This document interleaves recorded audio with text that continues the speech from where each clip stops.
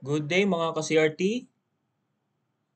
This video is about ECE Board Exam Enhanced TOS Resolution 10 Series of 2022.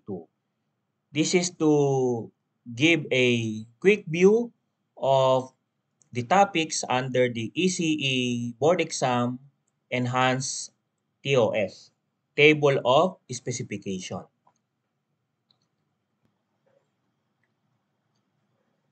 This is the copy of the Professional Regulatory Board of Electronics Engineering Resolution number 10, Series of 2022.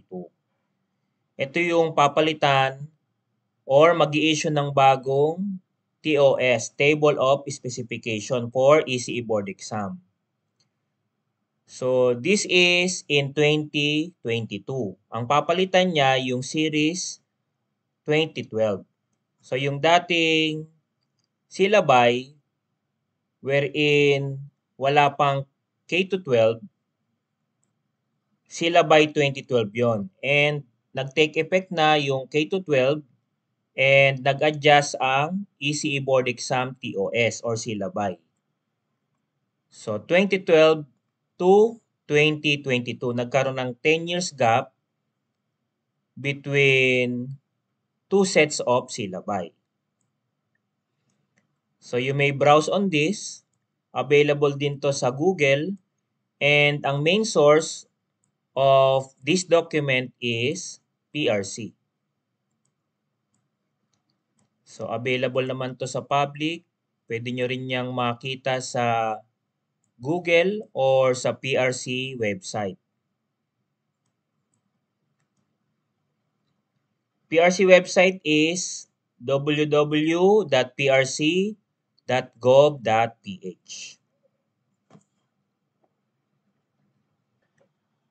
Okay, to have a quick view kung ilan ba ang mga items ng ECE Board Exam Enhanced TOS Series of 2012. So refer lang tayo rito sa table. For mathematics, ito yung mga topics. Differential calculus, estimated number of items 15. Integral calculus 15. DE or differential equation 15. Advanced math 15.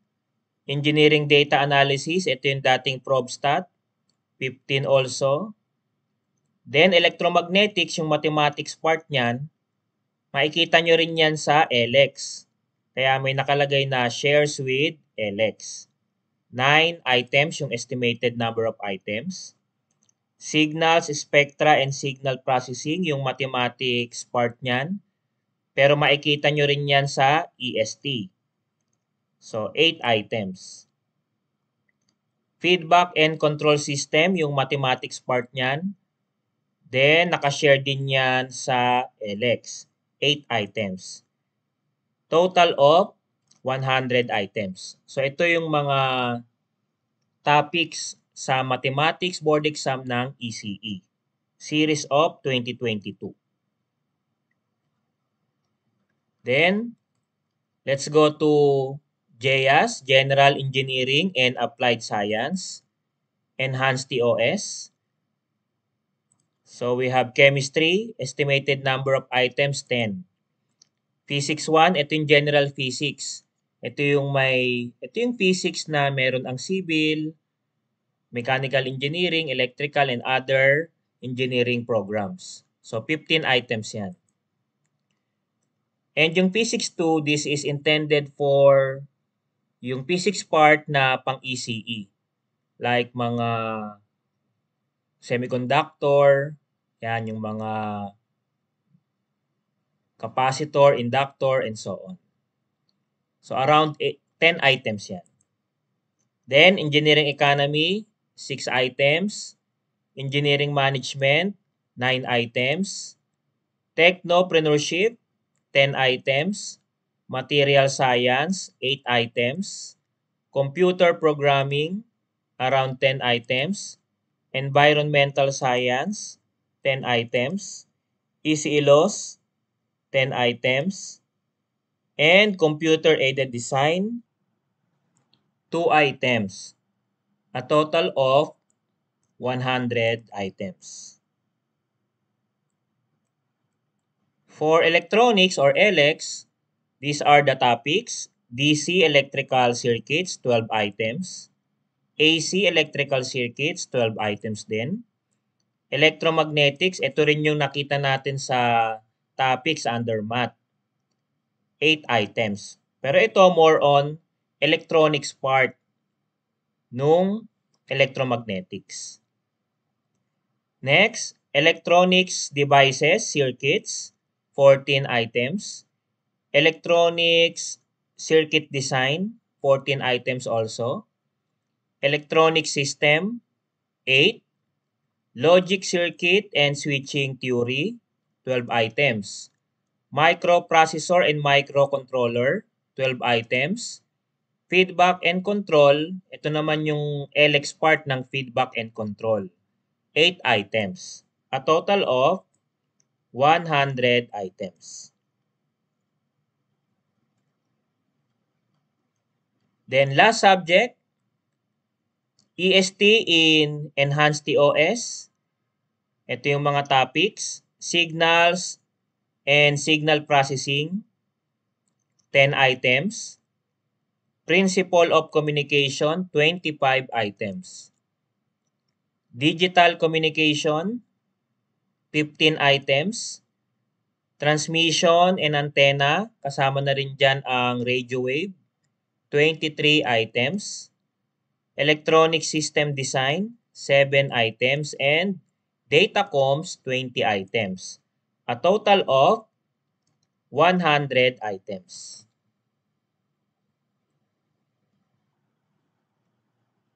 And for specific topics, for each topics na nabanggit kanina sa table, ito yung document na pwede nating maging reference. For differential calculus, ayan ang mga specific topics: functions, continuity, limits, derivatives, higher order derivatives, parametric equation, and partial differentiation. For integral calculus, integration concept, integration technique, improper integral, application, and multiple integration. For differential equation, first order, first degree, higher order, Laplace transform, and inverse, yan ang nasa differential equation. Advanced Engineering Mathematics for ECE, ito yung mga topics, specific topics: complex numbers, series and transformation, ordinary and partial differential equation. So aside from may specific subtopics, nandyan na rin ang target number of items. Like for example, sa functions, continuity, and limits, ang target is 2 items or 2 questions. Sa derivatives, 3 questions. So yan, ito yung list for your reference. Then, punta tayo sa topic 5 dito sa Mathematics, Engineering Data Analysis. Ito yung mga specific topics: obtaining data, statistical sampling, distribution and intervals, test of hypothesis, regression, correlation, and design of experiments. Then, nandyan na rin ang mga target number of items. Meron tayong 2 items, 5, 2, 2, and 4. For electromagnetic, ito yung mga specific topics: vector, directional derivative, gradient, divergence, curl, integral theorems, Green's lemma, divergence theorem, and Stokes theorem. For signals, Z-transform, convolution, correlation. For feedback, pole and zero determination, transient response, and block diagram and signal flow.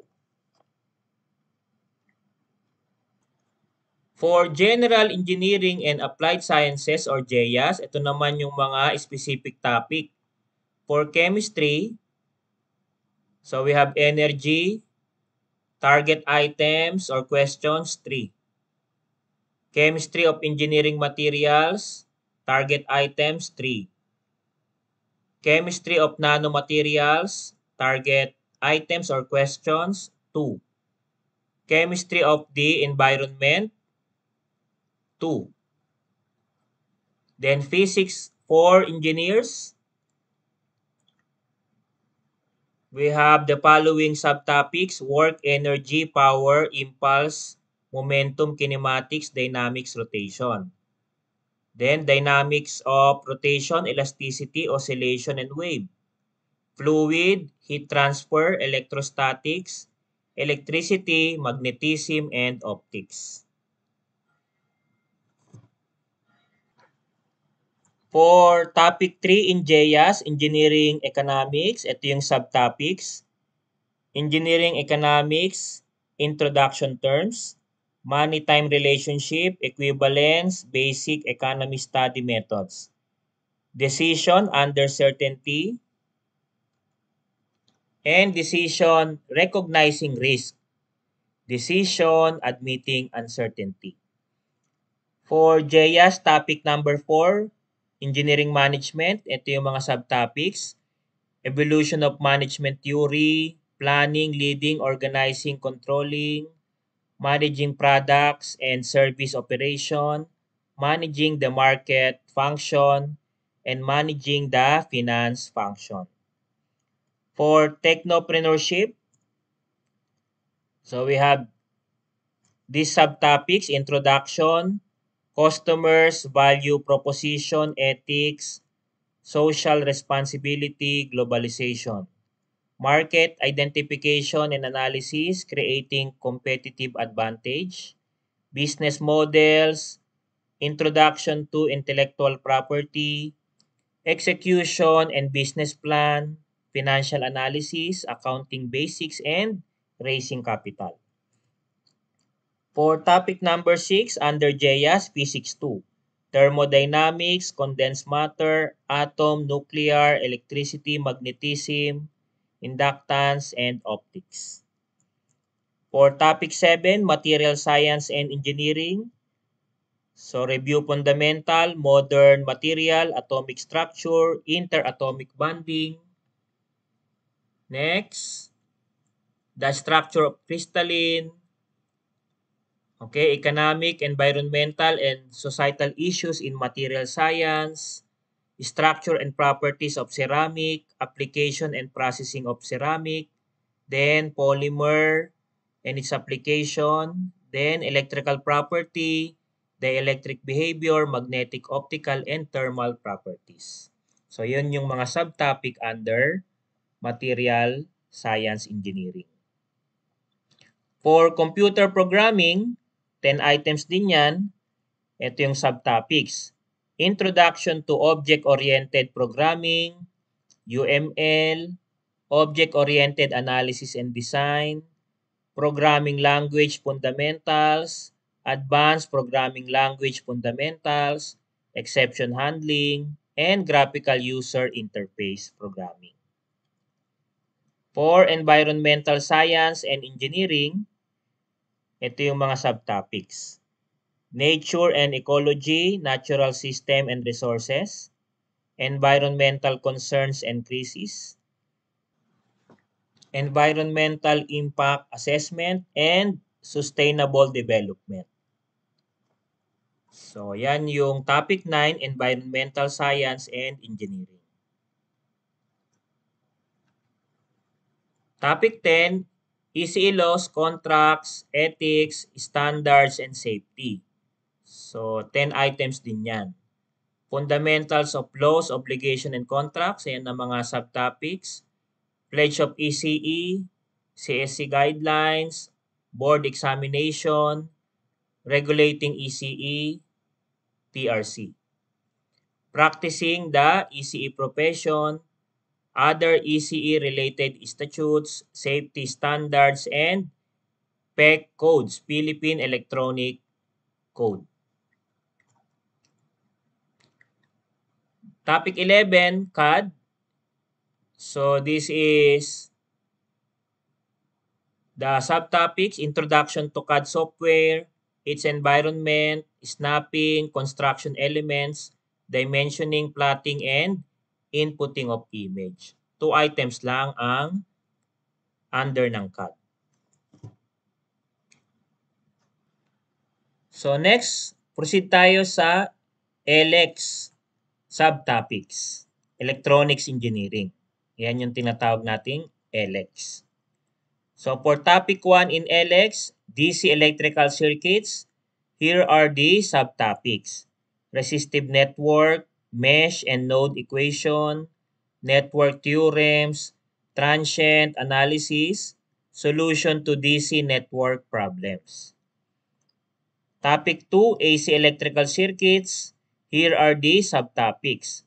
Solution to AC network problems, impedance, admittance, resonance, power in AC, two-port network parameters, and transfer function. For electromagnetics, here are the subtopics. Steady electric and magnetic fields, dielectric and magnetic materials, coupled and magnetic circuits, time-varying fields, and Maxwell equation. Next topic, electronic devices and circuit. And the subtopics for this are the following: diode, BJT-FET, diode equivalent circuit, voltage multiplier, power supply, voltage regulation, and BJT and FET. Next topic, electronic circuit analysis and design. Here are the subtopics. BJT and FET frequency response. Ito yung low frequency and high frequency response.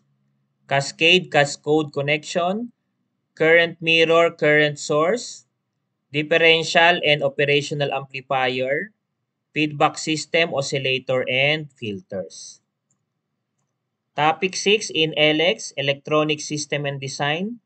Here are the subtopics: SCR, UJT, PUT, triac, diac, and other thyristors. Optoelectronic devices and sensor, transducer, and PLC, programmable logic controllers. Then we also have design and integration in building management system and HVAC control, security, safety, surveillance, audio, video, and lighting controls. Topic 7, logic circuit and switching theory. Ito naman ang subtopics: Boolean algebra, logic gates, minimization of combinational logic circuit, sequential logic circuit, algorithm state machine, and asynchronous sequential logic. For topic 8 in ELEX, microprocessor and microcontroller, ito naman yung subtopics: microprocessor unit, memory subsystem, I/O subsystem, instruction set architecture and assembly programming, and microcontrollers. For topic 9, feedback and control system, here are the subtopics: block diagram, representation, and signal flow graph, LTI system and transient analysis, system modeling and transfer function, poles and zeros, root locus, and stability analysis, steady state analysis, and frequency response. Last subject, electronic system and technologies. Topic 1, signals, spectra, signal processing.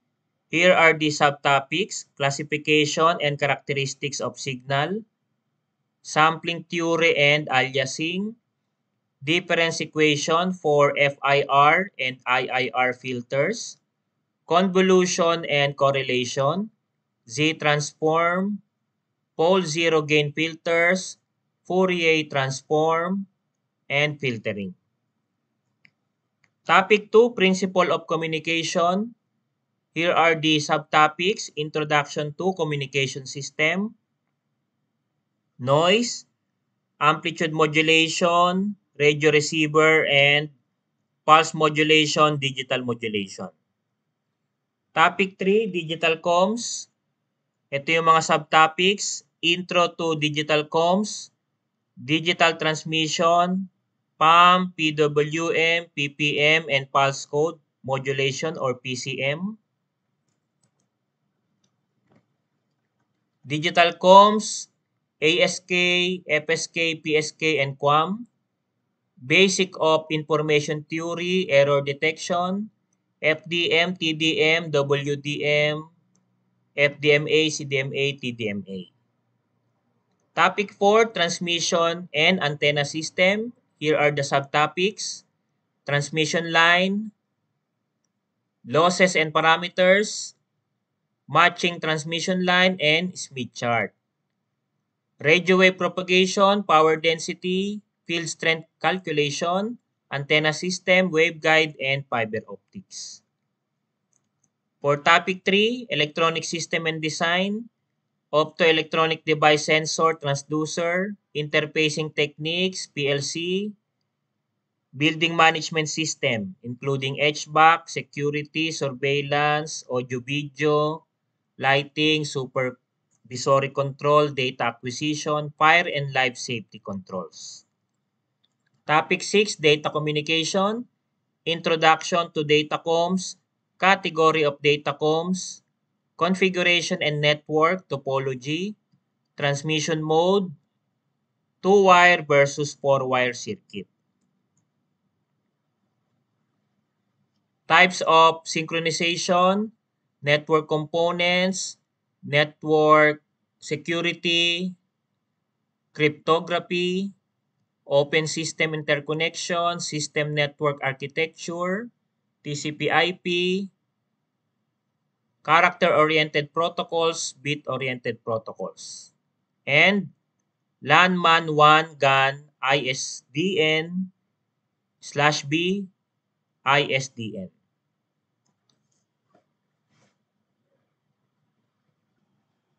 To summarize our discussion, again, here are the topics and the estimated number of questions in the board exam. Mathematics, JAS, LX, and EST. So I hope makatulong sa inyo tong video na to, maging guide nyo sa pag-prepare nyo sa inyong ECE career, especially sa board exam. Thank you and God bless to all.